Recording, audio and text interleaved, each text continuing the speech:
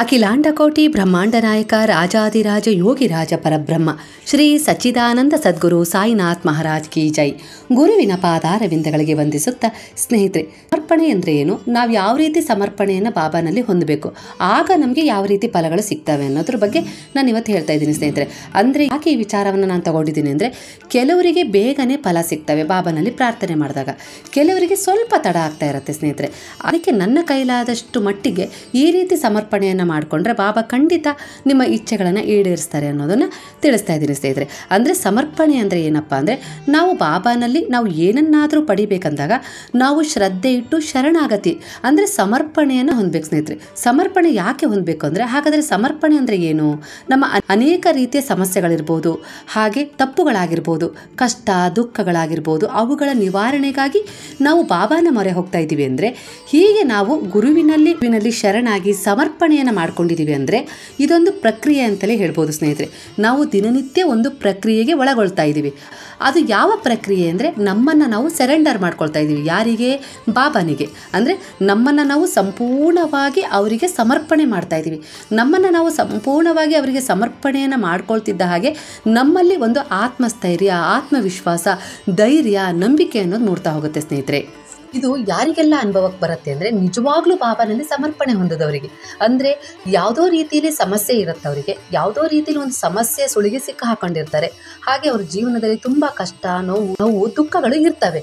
ಆದರೂ ಕೂಡ ಅವರಿಗೆ ಒಂದು ವಿಶ್ವಾಸ ಬಾಬಾನಲ್ಲಿ. ಯಾವ ರೀತಿ ವಿಶ್ವಾಸ ಅಂದರೆ, ನನ್ನ ಬಾಬಾ ನನ್ನ ಜೊತೆಗಿದ್ದಾರೆ, ನನ್ನ ಸಮಸ್ಯೆಯ ಸುಳಿಗೆ ಸಿಲುಕು ಹಾಕೊಂಡಿದ್ದೀನಿ, ಇಲ್ಲ ಅಂತಲ್ಲ, ಅದು ನನ್ನ ಕರ್ಮ, ಸಂಚಿತ ಕರ್ಮ. ಅದರ ಪ್ರಕಾರ ನಾನೀಗ ಒಂದು ಸುಳಿಯಲ್ಲಿ ಇದ್ದೀನಿ, ಕಷ್ಟ ಎಂಬ ಸುಳಿಯಲ್ಲಿ ಇದ್ದೀನಿ. ಅದಕ್ಕೆ ಪರಿಹಾರವಾಗಿ ನಾನು ಬಾಬಾನ ಹತ್ರ ನನ್ನನ್ನು ನಾನು ಸಮರ್ಪಣೆ ಮಾಡ್ಕೊಂಡಿದ್ದೀನಿ. ಯಾವ ರೀತಿ? ಆತ್ಮವಿಶ್ವಾಸದಿಂದ, ಯಾವುದೇ ರೀತಿ ಮನಸ್ಸಲ್ಲಿ ಸ್ವಲ್ಪನೂ ಅಳುಕು ಅನುಮಾನ ಇಲ್ಲದೆ ಪೂರ್ಣವಾಗಿ ಶರಣಾಗಿದ್ದೀನಿ. ಅಂದರೆ ನನಗೆ ಯಾರೂ ಇಲ್ಲ, ನೀನೇ ನನಗೆಲ್ಲ, ಎಲ್ಲ ಸಮಸ್ಯೆಗೆ ಪರಿಹಾರ ನಿನ್ನಿಂದಲೇ ಸಾಧ್ಯ, ನೀನೇ ಕೊಡಬಲ್ಲೆ ಅನ್ನುವ ಆತ್ಮವಿಶ್ವಾಸದಿಂದ ಸಂಪೂರ್ಣವಾಗಿ ಶರಣಾಗೋದೇ ಸಮರ್ಪಣೆ ಸ್ನೇಹಿತರೆ. ಇಂತಹ ಸಮಯದಲ್ಲಿ ಏನಾಗುತ್ತೆ ಅಂದರೆ, ಅವರ ಸಂಚಿತ ಕರ್ಮ ಏನೇ ಆಗಿರಲಿ, ಅದರಿಂದ ಅವರಿಗೆ ಈ ಪ್ರಾರಬ್ಧ ಕರ್ಮದಲ್ಲಿ ಯಾವ ಒಂದು ಸಮಸ್ಯೆಗಳನ್ನೇ ಅವರು ಎದುರಿಸ್ತಾ ಇರಲಿ, ಆಗ ಏನಾಗುತ್ತೆ ಅಂದರೆ ಆ ಕೆಟ್ಟ ಕರ್ಮಗಳನ್ನು ಬಾಬಾ ತಗೊಳ್ತಾ ಹೋಗ್ತಾರೆ. ಅಂದರೆ ನಾವು ಶರಣಾಗತಿಯನ್ನು ಹೊಂದ್ಬಿಟ್ಟಿದ್ದೀವಿ, ಸಮರ್ಪಣೆಯನ್ನು ಮಾಡ್ಕೊಂಡಿದ್ದೀವಿ ಅಂದಾಗ ನಮ್ಮಲ್ಲಿರುವ ಕೆಟ್ಟದನ್ನು ಅವರು ತಗೊಳ್ತಾ ಹೋಗ್ತಾರೆ. ಹಾಗೆ ನಮಗೆ ಆತ್ಮಸ್ಥೈರ್ಯವನ್ನು ಕೊಡ್ತಾ ಹೋಗ್ತಾರೆ ಸ್ನೇಹಿತರೆ, ಬಲವನ್ನು ಕೊಡ್ತಾ ಹೋಗ್ತಾರೆ. ಒಂದೇ ಸರಿ ನನಗೆ ಹಣದ ಕೊರತೆಯಾಗಿದೆ, ಹಣ ಬೇಕು ಅಂದ ತಕ್ಷಣ ಬಾಬಾ ಹಣ ಕೊಡಲ್ಲ, ಅದಕ್ಕೆ ದಾರಿ ತೋರಿಸ್ತಾರೆ, ಅದಕ್ಕೆ ನಮ್ಮನ್ನು ಸಜ್ಜುಗೊಳಿಸ್ತಾರೆ.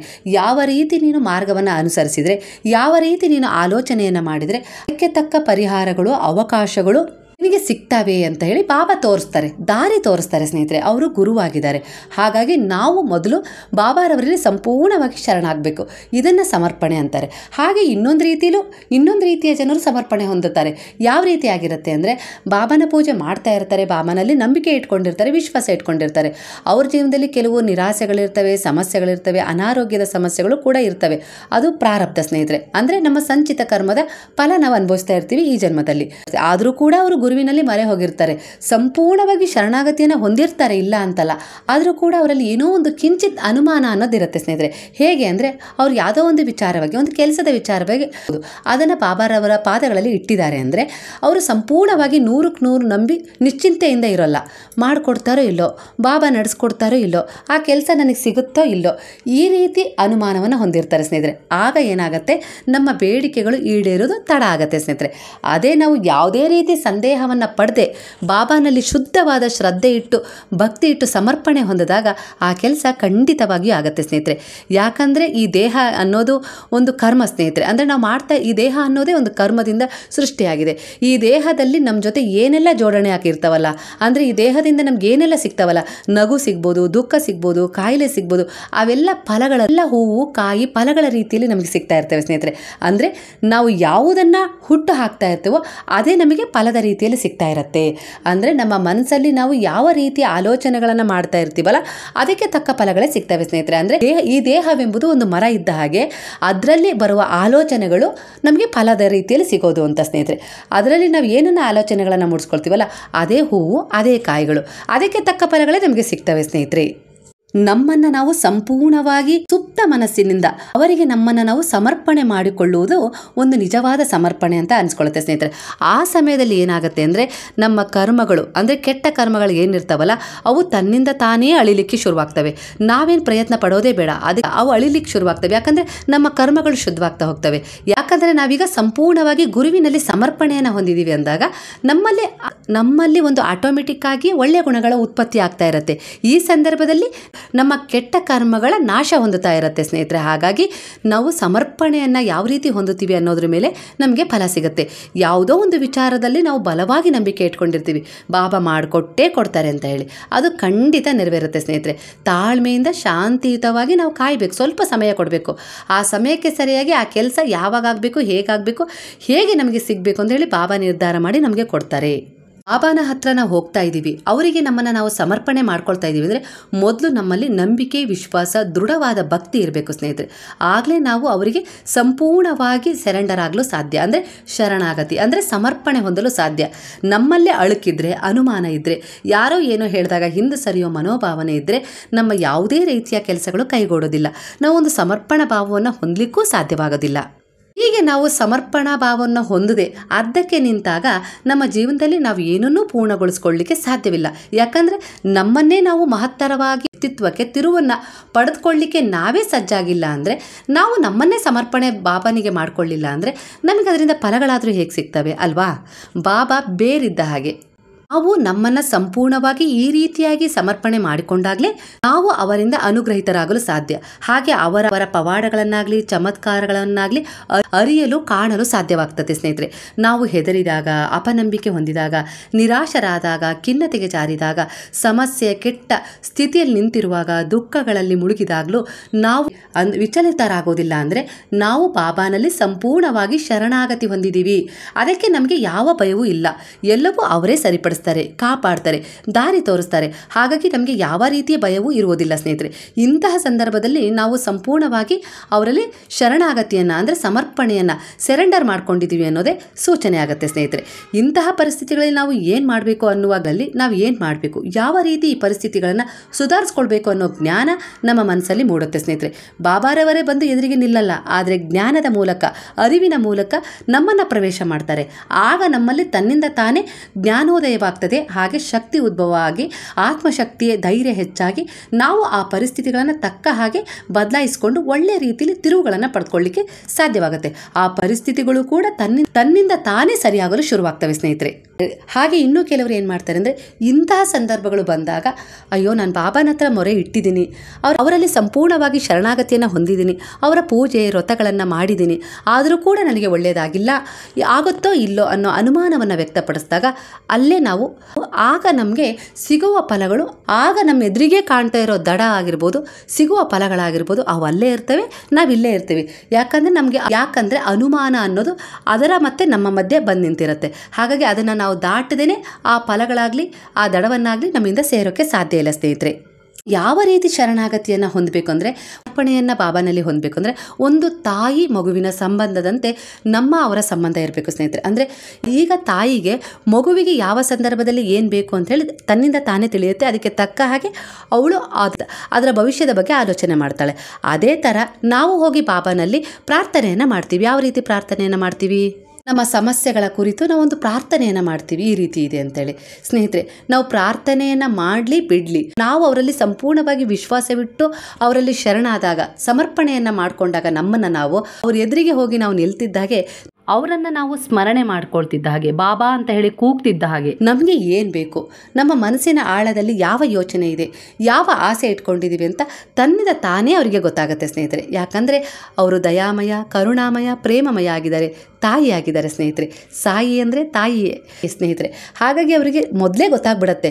ಹಾಗಾಗಿ ನಾವು ಹೋಗಿ ಬಾಬಾನಲ್ಲಿ ಅದು ಬೇಕು, ಇದು ಬೇಕು, ಈ ವಸ್ತು ಬೇಕು, ಆ ವಸ್ತು ಬೇಕು ಅಂತ ಕೇಳೋದ್ರ ಬದಲು ನನಗೇನು ಬೇಕು ಅಂತ ಹೇಳಿ ನಿನಗೆ ಗೊತ್ತಿದೆ, ಹಾಗಾಗಿ ಬಾಬಾ ನನ್ನ ಜೊತೆ ನೀವೇ ಇರಬೇಕು, ನನಗೆ ನೀವೇ ಬೇಕು ಅಂತಲೇ ನಾವು ಕೇಳಬೇಕು ಸ್ನೇಹಿತರೆ. ನನಗೆ ನೀವೇ ಬೇಕು ಅಂತ ಹೇಳಿ ಅವರನ್ನು ಕೇಳಿದಾಗ, ಅವರೇ ನಮ್ಮ ಜೊತೆಗೆ ಇರಲಿಕ್ಕೆ ಶುರು ಮಾಡಿದಾಗ ಯಾವ ಸಮಸ್ಯೆಗಳಾಗಲಿ ಯಾವ ಬಾಧೆಗಳಾಗಲಿ ನಮ್ಮನ್ನು ಆವರಿಸೋದಿಲ್ಲ. ಯಾವ ಸಂದರ್ಭಕ್ಕೆ ನಮಗೇನು ಬೇಕು ಅಂತೇಳಿ ಅವರೇ ನಿರ್ಧಾರ ಮಾಡಿ ತಾಯಿಯಂತೆ ಕೊಡ್ತಾ ಹೋಗ್ತಾರೆ ಸ್ನೇಹಿತರೆ.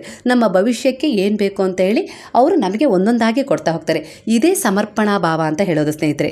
ಹುಟ್ಟಿದ ಮಗುಗೆ ಗೊತ್ತಿರುತ್ತಾ ಅಮ್ಮ ಎಷ್ಟೊತ್ತಿಗೆ ಹಾಲು ಕುಡಿಸ್ತಾಳೆ, ಏನು ಮಾಡ್ತಾಳೆ, ನನ್ನನ್ನು ಹೇಗೆ ನೋಡ್ಕೊಳ್ತಾಳೆ, ಬಿಸಾಡ್ತಾಳೋ, ನನ್ನನ್ನು ಪಾಲನೆ ಪೋಷಣೆ ಮಾಡ್ತಾಳೋ, ಯಾವುದರ ಅರಿವು ಇರೋದಿಲ್ಲ ಸ್ನೇಹಿತರೆ. ಆದರೆ ಆ ತಾಯಿ ತನ್ನ ಮಗು ಅಂತ ಹೇಳಿ ಅದನ್ನು ಪ್ರೀತಿಯಿಂದ ತನ್ನ ಜೀವನವೇ ಪಣಕ್ಕಿಟ್ಟು ಅದನ್ನು ಅದನ್ನು ಒಳ್ಳೆ ರೀತಿಯಲ್ಲಿ ಬೆಳೆಸಬೇಕು, ಅದನ್ನು ತುಂಬ ಚೆನ್ನಾಗಿ ನೋಡಬೇಕು ಅಂತೇಳಿ ಪಣ ತೊಟ್ಟು ಹೋರಾಟ ನಡೆಸ್ತಾಳಲ್ವ ಸ್ನೇಹಿತರೆ. ಅದೇ ರೀತಿ ಬಾಬಾ ಕೂಡ ಸ್ನೇಹಿತರೆ. ನಾವು ಕೂಡ ಅವ್ರ ಎದುರಿಗೆ ಯಾವ ರೀತಿ ಇರಬೇಕು ಅಂದರೆ, ನಮಗೆಲ್ಲ ತಿಳಿದಿದೆ, ನನಗಿಂಥದ್ದು ಕೊಟ್ಬಿಡು ಸಾಕು, ನಾನು ಆರಾಮಾಗಿರ್ತೀನಿ ಅಂತ ಹೇಳೋ ಮಟ್ಟಕ್ಕೆ ಇರಬಾರ್ದು. ಮುಗ್ಧತೆಯಿಂದ ಇರಬೇಕು. ಆ ಮಗುವಿನಂತೆ, ಈಗ ಹುಟ್ಟಿದ ಮಗುವಿನ ಹಾಗೆ ಇರಬೇಕು ನಮ್ಮ ಭಾವ. ಶರಣಾಗತಿಯನ್ನು ಹೊಂದಿದಾಗ ಅಂದರೆ ಅವರಲ್ಲಿ ಸಮರ್ಪಣೆ ಮಾಡಿಕೊಂಡಾಗ ಅಷ್ಟು ಮುಗ್ಧತೆ ನಮ್ಮಲ್ಲಿ ಆವರಿಸಿರಬೇಕು. ಆಗ ಅವರಿಗೆ ತಿಳಿಯುತ್ತೆ ಈ ಮಗುವಿಗೆ ಈ ಸಂದರ್ಭದಲ್ಲಿ ಏನು ಬೇಕು, ಇದರ ಮನಸ್ಸಲ್ಲಿ ಏನು ನಡೀತಾ ಇದೆ ಅಂತೇಳಿ ಅವ್ರಿಗೆ ಗೊತ್ತಾಗುತ್ತೆ. ಅದಕ್ಕೆ ತಕ್ಕ ಹಾಗೆ ಪೂರಕವಾಗಿ ನಮಗೆ ಸಮಯ, ಸಂದರ್ಭಗಳನ್ನು, ಪರಿಸ್ಥಿತಿಗಳನ್ನು ಅವರು ಸೃಷ್ಟಿ ಮಾಡಿ ಕೊಡ್ತಾರೆ. ಅದೇ ಥರನೇ ತಾನೇ ತಾಯಿನೂ ನಮಗೆ ಡೆಲಿವರಿ ಆದ ತಕ್ಷಣ ನಾವೇನು ಮಾಡ್ತೀವಿ, ಅದಕ್ಕೆ ಅರ್ಧ ಗಂಟೆಗೆ ಒಂದ್ಸರಿ ಹಾಲು, ಕಾಲು ಗಂಟೆಗೆ ಒಂದ್ಸರಿ ಹಾಲು, ಅಯ್ಯೋ 1 ಗಂಟೆ ಆಯ್ತಪ್ಪ ಹಾಲು ಕುಡಿಸಿಲ್ಲ, ನನ್ನ ಮಗುಗೆ ಹಸಿವಾಗಿರ್ಬೋದು ಅಂತೇಳಿ ನಾವು ಹಾಲು ಕುಡಿಸ್ತೀವಿ ಅಲ್ವಾ ಸ್ನೇಹಿತರೆ. ಅಂದರೆ ಆ ಮಗುವಿಗೆ ಏನು ಬೇಕು ಬೇಡ ಅದೇನೂ ಕೇಳಲ್ಲ, ಆದರೆ ನಾವು ಅದ್ರ ಬಗ್ಗೆ ಕಾಳಜಿ ವಹಿಸ್ತೀವಿ, ಅದಕ್ಕೆ ಇಂಥದ್ದೇ ಬೇಕಾಗಿರ್ಬೋದು ಅಂತ ನೋಡ್ತೀವಿ. ಹಾಗೆ ಅದರದ್ದು ಹಾವ ಭಾವಗಳನ್ನೆಲ್ಲ ಗಮನಿಸ್ತೀವಿ. ಕಣ್ಣು ಮಿಟುಕಿಸ್ತಾ ಇದೆಯಾ, ಹಾಗೆ ನಮ್ಮ ಮಾತುಗಳನ್ನು ಆಲಿಸ್ತಾ ಇದೆಯಾ, ಹಾಗೆ ಅದು ಸರಿಯಾಗಿ ನಿತ್ಯ ಕರ್ಮಗಳನ್ನು ಮಾಡ್ತಾ ಇದೆಯಾ, ಎಲ್ಲದರ ಬಗ್ಗೆ ನಾವು ಗಮನ ಹರಿಸ್ತಾ ಇರ್ತೀವಿ. ಹಾಗಾಗಿ ಆ ಮಗು ನಿಶ್ಚಿಂತೆಯಿಂದ ಇರುತ್ತೆ. ನನ್ನನ್ನು ನೋಡ್ಕೊಳ್ಳೋಕ್ಕೆ ನನ್ನ ತಾಯಿ ಇದ್ದಾಳೆ, ಅವಳಿಗೆ ನನ್ನ ಬಗ್ಗೆ ಎಲ್ಲ ಗೊತ್ತಿದೆ, ಹಾಗಾಗಿ ಅವಳೇ ನನ್ನನ್ನು ನೋಡ್ಕೊಳ್ತಾಳೆ ಅಂತೇಳಿ ಇರುತ್ತೆ. ಅಂದರೆ ಆ ರೀತಿ ಸೃಷ್ಟಿಯೇ ಆಗಿದೆ ಅಂದಮೇಲೆ ಇಲ್ಲೂ ಹಾಗೆ ಸ್ನೇಹಿತರೆ. ನಾವು ದೊಡ್ಡವರಾಗಿದ್ದೀವಿ, ನಮಗೆಲ್ಲ ಗೊತ್ತಿದೆ. ದುಡ್ಡಿದ್ರೆ ನಾವು ಆರಾಮಾಗಿರ್ಬೋದು ಅಂತಲೂ ನಮಗೆ ಗೊತ್ತಾಗಿದೆ. ದುಡ್ಡು ಇಲ್ಲದೆ ಇದ್ದರೆ ಜೀವನ ತುಂಬ ಕಷ್ಟ ಅಂತಲೂ ಗೊತ್ತಿದೆ ಸ್ನೇಹಿತರೆ. ಹಾಗಂತ ಹಣ ಇದ್ದ ಮಾತ್ರಕ್ಕೆ ಎಲ್ಲರೂ ಸುಖವಾಗಿಲ್ಲ. ಇಲ್ಲಿ ಸಮಸ್ಯೆಗಳು ಆವರಿಸಬೇಕು ಕರ್ಮಾನುಸಾರವಾಗಿ ಅಂದರೆ ಅದು ಯಾವುದಾದ್ರೂ ರೀತಿಯಲ್ಲಿ ಅವರನ್ನು ಸುತ್ತಕೊಳ್ಳುತ್ತೆ. ಹಣ ಇದ್ದರೂ ಕೂಡ ಯಾವುದಕ್ಕೂ ಉಪಯೋಗ ಬರಲ್ಲ. ಅಂತಹ ಸಮಯ ಸಂದರ್ಭಗಳು ಕೂಡ ಬರ್ತವೆ. ಹಣ ಇದ್ದ ಮಾತ್ರಕ್ಕೆ ಜೀವ ಕೂಡ ಉಳಿಸ್ಲಿಕ್ಕೆ ಸಾಧ್ಯವಿಲ್ಲ. ಆದರೆ ನಾವು ಗುರುವಿನಲ್ಲಿ ಸಮರ್ಪಣೆ ಹೊಂದಿದಾಗ, ನಾವು ಗುರುವಿನಲ್ಲಿ ಇದ್ಯಾವುದಕ್ಕೂ ಈ ಭೋಗದ ವಸ್ತುಗಳಿಗೆ ಒಂದು ಆಸೆ ಪಡದೆ ಅವರಲ್ಲೇ ನಾವು ಸಮರ್ಪಣೆ ಹೊಂದಿ, ನೀನೇ ನನಗೆ ಬೇಕು ಬಾಬಾ, ನೀವೇ ನನಗೆ ಬೇಕು, ನೀವೇ ನನ್ನ ಜೊತೆಗೆ ಇರಬೇಕು ಅಂತ ಹೇಳಿ ನಾವು ಕೇಳಿದಾಗ ಅವರನ್ನೇ ನಾವು ಪಡ್ಕೊಳ್ಳೋ ನಿರ್ಧಾರ ಮಾಡಿ ಅವರನ್ನೇ ಪಡ್ಕೊಳ್ಳೋಕ್ಕೆ ನಾವು ಸತತವಾಗಿ ಪ್ರಯತ್ನ ಪಟ್ಟು ಅವರನ್ನು ಪಡ್ಕೊಂಡಾಗ ನಮ್ಮ ಜೀವನದಲ್ಲಿ ನಮಗೆ ಯಾವುದೇ ರೀತಿ ಕೊರತೆಗಳೇ ಇರೋದಿಲ್ಲ. ಯಾಕಂದರೆ ಹೆಜ್ಜೆ ಹೆಜ್ಜೆಗೆ ನಮಗೆ ಏನು ಬೇಕು ಏನು ಬೇಡ ಎಲ್ಲವೂ ಅವರಿಗೆ ತಿಳಿತಾ ಹೋಗ್ತಾ ಇರುತ್ತೆ. ಅದರ ಪ್ರಕಾರವೇ ನಮ್ಮ ಜೀವನ ನಡೆಯುತ್ತೆ ಸ್ನೇಹಿತರೆ. ಹಾಗಾಗಿ ನೀವು ಏನನ್ನಾದರೂ ಕೇಳಬೇಕು ಅಂದರೆ ಸಮರ್ಪಣೆ ಹೊಂದಿ ನೀವೇನನ್ನಾದರೂ ಬಾಬಾರವರ ಹತ್ರ ಕೇಳ್ತೀರಿ ಅಂದರೆ ಬಾಬಾರವರನ್ನೇ ಕೇಳಿಬಿಡ್ರಿ ಸ್ನೇಹಿತರೆ. ಬಾಬಾರವರೇ ನೀವೇ ನನ್ನ ಜೊತೆಗಿರಬೇಕು, ನೀವೇ ನನಗೆ ಬೇಕು ಅಂತ ಕೇಳ್ರಿ ಸ್ನೇಹಿತರೆ. ಆಗ ನಿಮ್ಮ ಎಲ್ಲ ಸಮಸ್ಯೆಗಳಿಗೂ ಪರಿಹಾರ ಸಿಗ್ತವೆ. ಸ್ವಲ್ಪ ದಿನ ಅದು ಈಗಿರೋ ಸಮಸ್ಯೆಗೆ ಪರಿಹಾರ ಬೇಕು, ಅದು ಸಿಗುತ್ತಾ ಅಂತೇಳಿ ನಾವು ಅಂದ್ಕೊಳ್ಬೋದು. ಈಗಿಂದ ಯೋಚನೆ ಮಾಡಬೇಡ್ರಿ. ಭೋಗದ ವಸ್ತುಗಳ ಬಗ್ಗೆ ಯೋಚನೆ ಮಾಡಬೇಡ್ರಿ. ಮನೆ ಬೇಕು, ಮಠ ಬೇಕು, ಅದು ಬೇಕು, ಇದು ಬೇಕು ಅಂತ ಯೋಚನೆ ಮಾಡಬೇಡ್ರಿ. ನಾವು ಬಾಬಾನನ್ನೇ ಕೇಳಬೇಕು, ಸಮರ್ಪಣೆ ಹೊಂದಿ ನಾವು ಅವರನ್ನೇ ಕೇಳಬೇಕು. ಆಧ್ಯಾತ್ಮಿಕವಾಗಿ ನಾವು ಅವರಲ್ಲಿ ಶರಣಾಗಬೇಕು, ಸಮರ್ಪಣೆಯನ್ನು ಹೊಂದಬೇಕು. ಆಗ ನಮ್ಮ ಜೀವನದಲ್ಲಿ ಉನ್ನತಿ ತನ್ನಿಂದ ತಾನೇ ಆಗುತ್ತೆ. ನಾವು ಆಧ್ಯಾತ್ಮಿಕವಾಗಿ ಒಂದು ಬೆಳವಣಿಗೆಯನ್ನು ಹೊಂದುತ್ತೀವಿ ಅಂದರೆ ನಮ್ಮ ದೇಹವೇ ದೇಗುಲವಾಗಿ ಪರಿವರ್ತನೆಗೊಳ್ಳುತ್ತೆ. ನಮ್ಮ ಮನಸ್ಸು, ನಮ್ಮ ಅಂತರಾತ್ಮದಲ್ಲಿ ಅವರಿಗೆ ನಾವು ದೇವಸ್ಥಾನವನ್ನು ಕಟ್ಟಿ ನೆಲೆಯಾಗಿಸ್ಕೊಳ್ತೀವಿ. ದೇವರೇ ಕುಳಿತಿರೋ ಜಾಗ ಅಂದರೆ ಅದು ಯಾವಾಗಲೂ ಶುಚಿಯಾಗೇ ಇರುತ್ತೆ ತಾನೇ. ಅಲ್ಲಿ ಯಾವುದಾದ್ರೂ ಕೆಟ್ಟದ್ದು ನಡೀಲಿಕ್ಕೆ ಸಾಧ್ಯನಾ? ಅಲ್ಲಿ ಏನಾದರೂ ನಕಾರಾತ್ಮಕತೆ ಸುಳಿಲಿಕ್ಕೆ ಸಾಧ್ಯವಾ? ಆ ರೀತಿ ದೇಹವನ್ನೇ ನಾವು ದೇಗುಲ ಮಾಡಿಕೊಂಡು ನಮ್ಮ ಅಂತರಾತ್ಮದಲ್ಲಿ ನಮ್ಮ ಹೃದಯವೆಂಬ ಹೂವಿನ ಮಂಟಪದಲ್ಲಿ ಬಾಬಾನನ್ನು ಕೂರಿಸುವ ಪ್ರಯತ್ನವನ್ನೇ ನಾವು ಮಾಡಬೇಕು. ಇದೇ ನಿಜವಾದ ಶರಣಾಗತಿ. ಈ ಶರಣಾಗತಿಯನ್ನು ನಾವು ಹೊಂದಿದಾಗ ನಮ್ಮ ಎಲ್ಲ ಸಮಸ್ಯೆಗಳಿಗೆ ತನ್ನಿಂದ ತಾನೇ ಪರಿಹಾರ ಸಿಗ್ತಾ ಹೋಗ್ತವೆ ಸ್ನೇಹಿತರೆ. ಸಮರ್ಪಣೆ ಅಂದರೆ ಇದುವೇ ಸ್ನೇಹಿತರೆ. ಸಮರ್ಪಣೆಯಲ್ಲೂ ಕೂಡ ವಿಧಗಳಿದ್ದಾವೆ. ಕೆಲವೊಂದು ಬಾರಿ ನಾವು ದೇಹದಿಂದ ಸಮರ್ಪಣೆ ಮಾಡ್ಕೊಳ್ತೀವಿ. ಹೇಗೆ ಅಂದರೆ ನಾವು ದೇಹವನ್ನು ದಂಡಿಸ್ತೀವಿ. ಬೆಳಗ್ಗೆ ಬೇಗ ಹೇಳ್ತೀವಿ, ಸ್ನಾನ ಮಾಡ್ತೀವಿ, ವ್ರತಗಳನ್ನು ಆಚರಿಸ್ತೀವಿ, ಉಪವಾಸವನ್ನು ಮಾಡ್ತೀವಿ, ಆರತಿಯನ್ನು ಮಾಡ್ತೀವಿ. ಈ ರೀತಿ ನಾವು ದೇಹವನ್ನು ದಂಡಿಸಿ ಪೂಜೆ ಮಾಡ್ಕೊಳ್ಳೋದನ್ನು ಕೂಡ ಒಂದು ಸಮರ್ಪಣೆ ಅಂತಲೇ ಅಂತಾರೆ. ಹಾಗೆ ನಾವು ಇದನ್ನೆಲ್ಲ ಮಾಡೋಕ್ಕಾಗಲ್ಲ ಅಂದಾಗ ಮಾನಸಿಕವಾಗಿ ಒಳ್ಳೆಯ ಕೆಲಸಗಳನ್ನು ಮಾಡ್ತಾ, ಒಳ್ಳೆಯದನ್ನೇ ಯೋಚಿಸ್ತಾ, ಒಳ್ಳೆಯದನ್ನೇ ಬಯಸ್ತಾ, ಒಳ್ಳೆಯ ಉದ್ದೇಶಗಳನ್ನು ಹೊಂದಿ ಕೂಡ ನಾವು ಬಾಬಾರಿಗೆ ಸಮರ್ಪಣೆಯನ್ನು ಮಾಡ್ಕೊಳ್ಬಹುದು ಸ್ನೇಹಿತರೆ. ಬಾಬಾರವರು ಎರಡೂ ರೀತಿಯಲ್ಲಿ ನಮಗೆ ಒಲಿತಾರೆ. ಒಂದು ನಾವು ಪೂಜೆ ಪುನಸ್ಕಾರಗಳ ಮೂಲಕ ದೇಹವನ್ನು ದಂಡಿಸಿ ಅವರಲ್ಲಿ ಸಮರ್ಪಣೆಯನ್ನು ಹೊಂದಬಹುದು. ಇಲ್ಲ, ಇನ್ನೊಂದು ಮಾನಸಿಕವಾಗಿ ನಾವು ಒಳ್ಳೆಯ ವಿಚಾರಗಳನ್ನು, ಒಳ್ಳೆಯ ಉದ್ದೇಶಗಳನ್ನು ಮನಸ್ಸಲ್ಲಿ ಹೊಂದಿ ಈ ರೀತಿ ಕೂಡ ನಾವು ಸಮರ್ಪಣೆಯನ್ನು ಹೊಂದಬಹುದು. ಎರಡಕ್ಕೂ ಒಂದೇ ಫಲ ಸಿಗುತ್ತೆ ಸ್ನೇಹಿತರೆ. ಕೆಲವರಿಗೆ ಏನಾಗುತ್ತೆ ಅಂದರೆ ಮಾನಸಿಕ ಸಮರ್ಪಣೆ ಕಷ್ಟ ಆಗುತ್ತೆ ಸ್ನೇಹಿತರೆ. ಯಾಕಂದರೆ ಮಾನಸಿಕ ಸಮರ್ಪಣೆ ಮಾಡಬೇಕಾದ್ರೆ ಅವರು ಬಹಳ ಸ್ಥಿರ ಮನಸ್ಥಿತಿಯನ್ನು ಹೊಂದಬೇಕು. ಮನಸ್ಸು ಯಾವುದೇ ರೀತಿ ಚಂಚಲಕ್ಕೆ ಒಳಗಾಗಬಾರ್ದು. ಅದೇ ನಾವು ದೈಹಿಕವಾಗಿ ಸಮರ್ಪಣೆ ಮಾಡ್ಕೊಂಡಾಗ ಏನಾಗುತ್ತೆ, ನಾವು ಬೆಳಗ್ಗೆ ಬೇಗನೆ ಏಳಬೇಕು, ಬಾಬಾರವರ ಪೂಜೆಯನ್ನು ಮಾಡಬೇಕು, ದೀಪಾರಾಧನೆಯನ್ನು ಮಾಡಬೇಕು, ಹಾಗೆ ದೇವಸ್ಥಾನಕ್ಕೆ ಹೋಗಬೇಕು, ಹಾಗೆ ದಾನ ಧರ್ಮಗಳ ಸೇವೆಯನ್ನು ಮಾಡಬೇಕು. ಈ ರೀತಿಯಾಗಿ ನಾವು ಬಾಬಾರವರ ಹೆಸರಲ್ಲಿ ಒಂದೊಂದೇ ಕರ್ಮಗಳನ್ನು ಮಾಡಲಿಕ್ಕೆ ಶುರು ಮಾಡುತ್ತೆ ಈ ದೇಹ. ಆಗ ನಾವು ಯಾವುದೇ ರೀತಿ ನಕಾರಾತ್ಮಕತೆಯನ್ನು ನಮ್ಮ ಹತ್ರ ಸುಳಿಲಿಕ್ಕೆ ಬಿಟ್ಕೊಳ್ಳೋಕೆ ಸಾಧ್ಯವೇ ಆಗೋದಿಲ್ಲ. ಯಾಕಂದರೆ ನಾವು ಪರಿಪೂರ್ಣವಾಗಿ ದೇಹದ ಮೂಲಕ ಅವರಲ್ಲಿ ಸಮರ್ಪಣೆಯನ್ನು ಹೊಂದ್ಬಿಟ್ಟಿರ್ತೀವಿ. ಹಾಗಾಗಿ ದೇಹ ಕೂಡ ಆ ಸಮಯದಲ್ಲಿ ಕೆಲಸ ನಿರಂತರವಾಗಿ ಮಾಡ್ತಾ ಇರುತ್ತೆ. ಅದಕ್ಕೆ ಬೇರೆಯೋದ್ರ ಕಡೆ ಆಲೋಚನೆ ಮಾಡಲಿಕ್ಕೆ ಆ ಸಮಯದಲ್ಲಿ ಸಮಯನೇ ಇರೋದಿಲ್ಲ. ಅದು ಕೇವಲ ತನ್ನ ಕರ್ಮವನ್ನು ನಾನು ಮಾಡಬೇಕು ಅಂತೇಳಿ ಒಳ್ಳೆಯ ಕರ್ಮಗಳನ್ನು ಮಾಡಲಿಕ್ಕೆ ಹಂಬಲಿಸ್ತಾ ಇರುತ್ತೆ. ಅದಕ್ಕೆ ಮನಸ್ಸು ಸ್ಪಂದಿಸ್ತಾ ಇರುತ್ತೆ ಸ್ನೇಹಿತರೆ. ಅದೇ ಮಾನಸಿಕ ಪೂಜೆಯಲ್ಲಿ ಹೇಗಾಗುತ್ತೆ ಅಂದರೆ, ನಾವು ಬೆಳಗ್ಗೆ ಬೇಗನೆ ಎದ್ದು ಸ್ನಾನ ಮಾಡಿಕೊಂಡು ಹಾಗೆ ಮನಸ್ಸಲ್ಲಿ ಒಳ್ಳೆಯ ಆಲೋಚನೆ, ಒಳ್ಳೆಯ ಉದ್ದೇಶ, ಒಳ್ಳೆಯ ಕರ್ಮಗಳನ್ನು, ದಾನ ಧರ್ಮ ಈ ರೀತಿ ಮಾಡ್ಕೊಂಡು ಹೋಗ್ಬೋದು. ಆ ಸಮಯದಲ್ಲಿ ನಮಗೆ ಎದುರಾಗುವ ವ್ಯಕ್ತಿ ನಮ್ಮಲ್ಲಿ ಸ್ವಲ್ಪ ಅಪನಂಬಿಕೆಯ ಭಾವವನ್ನು ಬಿತ್ತಿದಾಗ ನಮ್ಮ ಮನಸ್ಸು ತಕ್ಷಣ ಏನಾರ ಚಂಚಲತೆಗೆ ಜಾರಿತು ಅಂದರೆ ನಮ್ಮ ಮಾನಸಿಕ ಸಮರ್ಪಣೆ ಏನು ಹೊಂದಿರ್ತೀವಲ್ಲ ಅದು ಆಗ ಅಲ್ಲಿಗೆ ಸರಿಯಾಗಿ ಕೆಲಸ ಮಾಡೋಕ್ಕೆ ಶುರು ಮಾಡಲ್ಲ ಸ್ನೇಹಿತರೆ. ಅದು ಹೌದಾ, ಇವನು ಹೇಳಿದ ವಿಚಾರ ಸರಿನಾ, ನಾನು ಮಾಡ್ತಾ ಇರೋ ತಪ್ಪ ಅಂತೇಳಿ ಗೊಂದಲಕ್ಕೀಡಾಗ್ಬಿಡತ್ತೆ. ಹಾಗಾಗಿ ನಾವು ದೇಹದ ಮೂಲಕನೇ ಬಾಬಾರವರಿಗೆ ಸಮರ್ಪಣೆಯನ್ನು ಹೊಂದ್ಬೋದು. ಹಾಗೆ ಇಲ್ಲ, ನನ್ನ ಮನಸ್ಸು ಬಹಳ ಸ್ಥಿರವಾಗಿದೆ, ಯಾರು ಹೇಳಿದ್ದು ಮಾತನ್ನು ನಾನು ಕೇಳೋದಿಲ್ಲ, ಹಾಗಾಗಿ ನಾನು ಬೆಳಗಿಂದ ಬಾಬಾರವರಲ್ಲೇ ನನ್ನ ಮನಸ್ಸನ್ನು ಸ್ಥಿರವಾಗಿಟ್ಕೊಂಡಿರ್ತೀನಿ, ಒಳ್ಳೆಯ ಆಲೋಚನೆಯನ್ನು ಮೂಡಿಸ್ಕೊಂಡಿರ್ತೀನಿ, ಒಳ್ಳೆಯ ಉದ್ದೇಶಗಳನ್ನೇ ಹೊಂದಿದ್ದೀನಿ, ನನ್ನ ಮನಸ್ಸು ಕೊಂಚವೂ ಕೂಡ ಅನುಮಾನದಿಂದ ಇಲ್ಲ, ಕೊಂಚವೂ ಕೂಡ ಕೆಟ್ಟದನ್ನು ಆಲೋಚನೆ ಮಾಡಲ್ಲ ಅಂದರೆ ಈ ರೀತಿ ಕೂಡ ನೀವು ಸಮರ್ಪಣೆಯನ್ನು ಮಾಡ್ಕೊಳ್ಬೋದು ಸ್ನೇಹಿತರೆ. ನಿರ್ಧಾರ ನಿಮಗೆ ಬಿಟ್ಟಿದ್ದು. ಒಂದೇ ರೀತಿಯ ಫಲವನ್ನು ಕೊಡ್ತಾರೆ. ಹಾಗಾಗಿ ಸ್ನೇಹಿತರೆ, ನಾವು ಯಾವುದೋ ಒಂದು ವಸ್ತುವಿನ ಆಸೆಗಾಗಿ ಬಾಬನ ಹತ್ರ ಯಾವತ್ತೂ ಹೋಗಬಾರ್ದು. ನಾವು ಒಂದು ಸಮರ್ಪಣಾ ಭಾವದಿಂದ, ಶುದ್ಧವಾದ ಭಕ್ತಿಯಿಂದ ನಾವು ಅವರಿಗೆ ಸರೆಂಡರ್ ಆದಾಗ, ಶರಣಾಗತಿಯನ್ನು ಹೊಂದಿದಾಗ, ಸಂಪೂರ್ಣವಾಗಿ ಸಮರ್ಪಣೆಯನ್ನು ಮಾಡಿಕೊಂಡಾಗ ಬಾಬನಿಗೆ ನಮ್ಮ ಬಗ್ಗೆ ಎಲ್ಲ ಗೊತ್ತಾಗುತ್ತೆ. ತನ್ನಿಂದ ತಾನೇ ನಮ್ಗೆ ಏನು ಕೊಡಬೇಕು, ಹೇಗೆ ಕೊಡಬೇಕು, ಯಾವಾಗ ಕೊಡಬೇಕು ಅಂತೇಳಿ ಗೊತ್ತಾಗುತ್ತೆ. ಅದಕ್ಕೆ ತಕ್ಕ ಹಾಗೆ ಅವರು ನಮ್ಮ ಜೀವನದಲ್ಲಿ ಪರಿವರ್ತನೆಗಳನ್ನು, ಪರಿಸ್ಥಿತಿಗಳನ್ನು ಸೃಷ್ಟಿ ಮಾಡ್ತಾರೆ ಸ್ನೇಹಿತರೆ.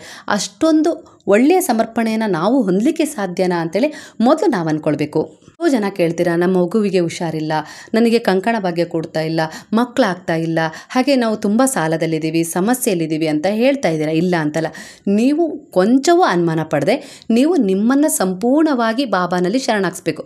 ಯಾರು ಏನು ಹೇಳ್ತಾ ಇದ್ದಾರೆ, ಸುತ್ತಮುತ್ತ ಹೇಳ್ತಾ ಇದ್ದಾರಲ್ಲ, ಅವ್ರು ಯಾರ ವಿಚಾರವೂ ನಿಮಗೆ ಬೇಡ. ಬಾಬನ ಬಗ್ಗೆ ಯಾರಾದರೂ ಏನು ಹೇಳಿದ್ರೆ ಅದ್ರ ಬಗ್ಗೆ ನೀವೇನೂ ತಲೆ ಕೆಡಿಸ್ಕೊಳ್ಬೇಡ್ರಿ.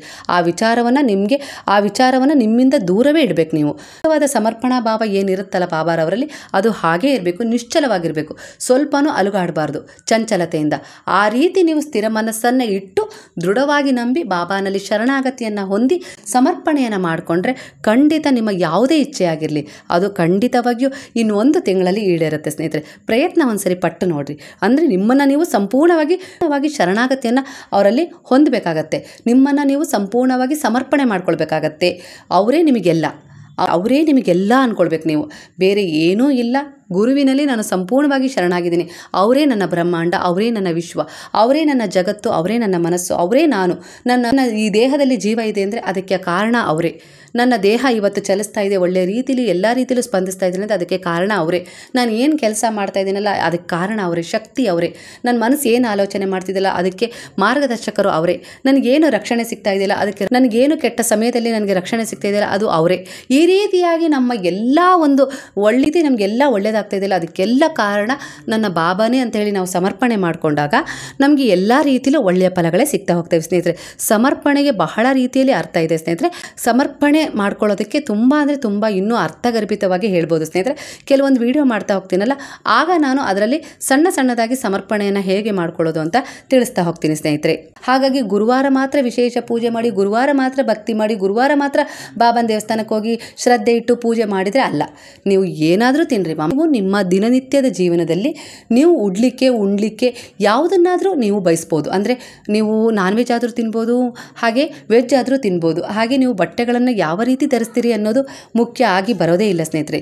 ಇಲ್ಲಿ ಬರೋದು ನಿಮ್ಮ ಸಮರ್ಪಣೆಯ ಭಾವ, ನಿಮ್ಮ ಮನಸ್ಸಿನ ಶುದ್ಧತೆಯ ಭಾವ, ನಿಮ್ಮ ಆಲೋಚನೆಗಳ ಭಾವ. ಇದೇ ಭಕ್ತಿಯ ಭಾವ.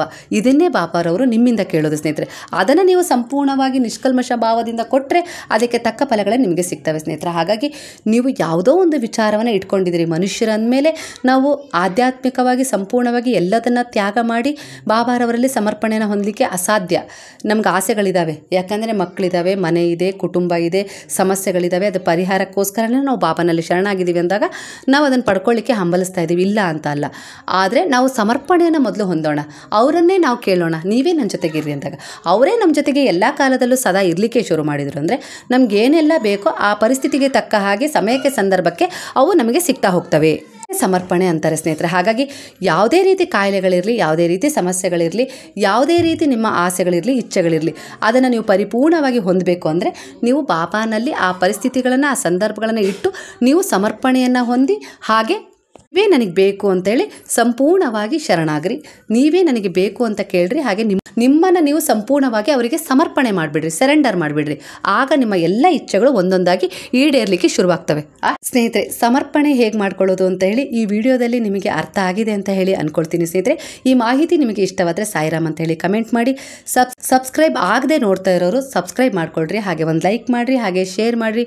ಇದರಿಂದ ತುಂಬ ಜನಕ್ಕೆ ಉಪಯೋಗ ಆಗುತ್ತೆ. ಹಾಗಾದರೆ ಈಗ ಎಲ್ಲರೂ ಸೇರಿ ಹೇಳೋಣವಾ? ಹರೇ ರಾಮ ರಾಮ ರಾಮ ಹರೇ ಹರೇ, ಹರೇ ಕೃಷ್ಣ ಕೃಷ್ಣ ಕೃಷ್ಣ ಹರೇ ಹರೇ, ಹರೇ ಸಾಯಿ ಸಾಯಿ ಹರೇ ಹರೇ, ಹರೇ ಬಾಬಾ ಬಾಬಾ ಬಾಬಾ ಹರೇ ಹರೇ, ಹರೇ ದತ್ತ ದತ್ತ ಹರೇ ಹರೇ.